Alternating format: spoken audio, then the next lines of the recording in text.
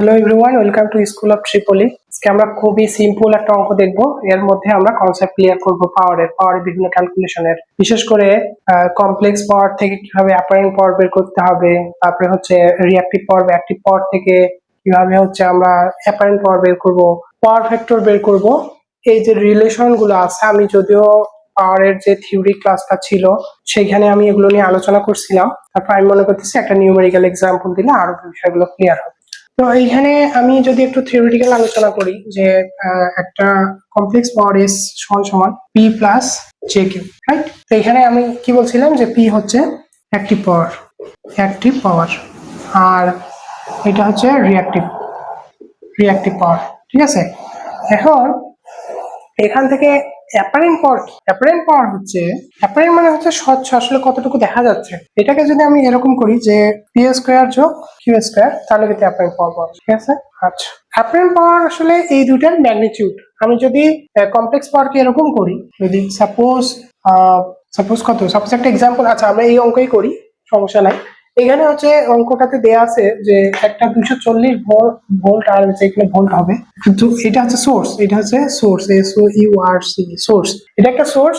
এ হচ্ছে তিনটা লোডকে সাপ্লাই করতেছে। লোড নাম্বার 1 যেটা একটা resistive load, 10 watt load consume করতেছে।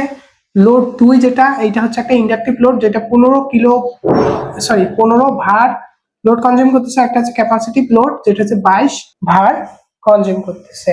তাহলে আমরা যদি এই তিনটাকে আমরা কমপ্লেক্স পাওয়ারে করি, এস সমান সমান কত হবে? তাহলে আমরা জানি 10 যোগ 15 মাইনাস 22 জে, তাই না? কেন মাইনাস 22 হলো? কারণ আমরা জানি ক্যাপাসিটিভ যে ভারটা গ্রহণ করে তার সামনে মাইনাস হয়, আমরা দেখছি এর আগের অঙ্কগুলোতে।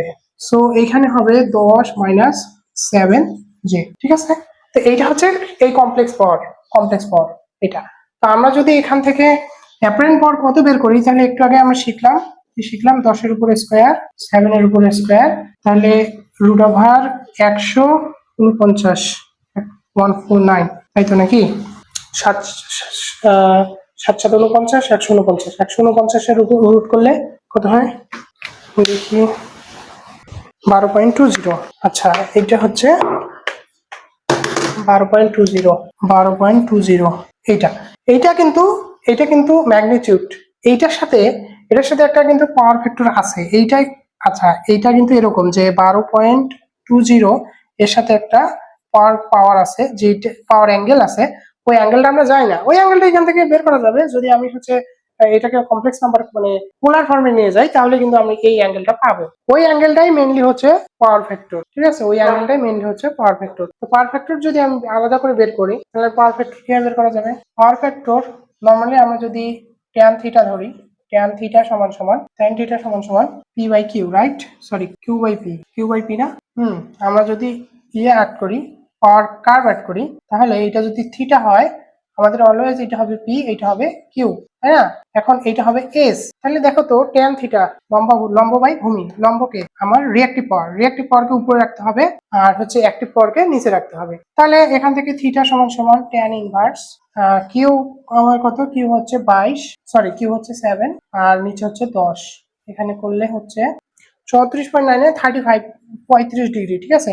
তাহলে আমাদের পাওয়ার ফ্যাক্টর কত হবে? পাওয়ার ফ্যাক্টর সমান সমান cos থিটা, তাহলে cos 35 ডিগ্রি। তাহলে এখান থেকে আমরা বের করতে পারি cos 0.8, এইটা হচ্ছে পাওয়ার ফ্যাক্টর।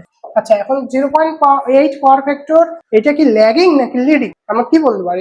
এই পাওয়ার ফ্যাক্টর যখন আমরা বলবো যে 0.9 বা 0.8 পাওয়ার ফ্যাক্টর, কিন্তু এটা কি ল্যাগিং হবে নাকি লিডিং হবে? এটা আসলে ল্যাগিং হবে নাকি লিডিং হবে, এটা হচ্ছে লোডের উপর ডিপেন্ড করবে। তো আমাদের এখানে মাইনাস কে ডমিনেন্ট করতেছে ক্যাপাসিটেন্সের পাওয়ারটা বেশি, তাহলে আমরা এখানে অবশ্যই বলবো লিডিং। কি বলবো? লিডিং। এটা কিন্তু মাথায় রাখতে হবে, এটা কিন্তু খুবই ইম্পর্টেন্ট একটা। পাওয়ার ফ্যাক্টর ইন্ডিকেট করার সময় সবসময় বলতে হবে যে পাওয়ার ফ্যাক্টরটা কি লিডিং কি ল্যাগিং।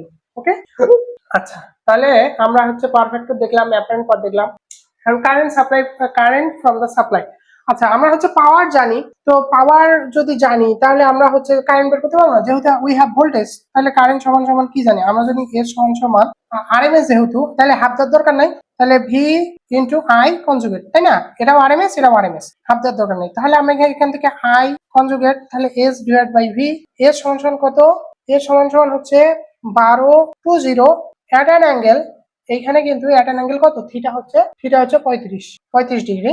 আর ভি সমান সমান হচ্ছে 240। এখান থেকে যদি আমি ক্যালকুলেট করি কত পাই দেখি, 12.2 at an angle 35 divided by 240। আচ্ছা, এখানে একটা জিনিস আমি ইয়ে করি যে 0.416 যোগ 0.0291 ইন্টু জি। আচ্ছা, তো এটা কিন্তু আই আই কনজুগেট, তো আমার দরকার আই। আই জাস্ট হচ্ছে এখানে একটা কি দিতে হবে, 0.416 মাইনাস 0.0291 ইন্টু জে, মাইনাস দিলে আমাদের হয়ে যাবে। তো এটাই ছিল আর কি কারেন্ট সাপ্লাই। এটাকে আমি পোলার ফর্মে লিখতে পারি, কোনো সমস্যা নেই। আচ্ছা, তো আমরা এখান থেকে মেনলি এই জিনিসটা শিখলাম। আরো অনেকভাবে এগুলো করা যায়, যেমন আমি আরেকটা এক্সাম্পল এখানে আলোচনা করি। যদি এরকম থাকে যে অ্যাপারেন্ট পাওয়ার থাকলো, apparent power not complex, this apparent power যদি থাকে, মানে এটার কথা বলতেছি, এইটা আর এইটা দেখতে কিন্তু একই, ঠিক আছে, কিন্তু কনফিউজ হওয়া যাবে না। তো অ্যাপারেন্ট পাওয়ার যদি থাকে আর যদি অ্যাক্টিভ পাওয়ার থাকে, এই যে এইখান থেকে এটা হচ্ছে অ্যাপারেন্ট পাওয়ার, মানে কমপ্লেক্সের মডুলাস ফর্মই হচ্ছে অ্যাপারেন্ট পাওয়ার। তো এইখান থেকে কিন্তু ইয়ে করা যায়, আর মানে বিভিন্ন জিনিস বের করা যায়, আমি এগুলো দেখাইছিলাম। কেউ যদি হচ্ছে এস কস থিটা লেখে, এস কস থিটা এটা সমান সমান হবে পি, ঠিক আছে, এস কস থিটা সমান সমান পি।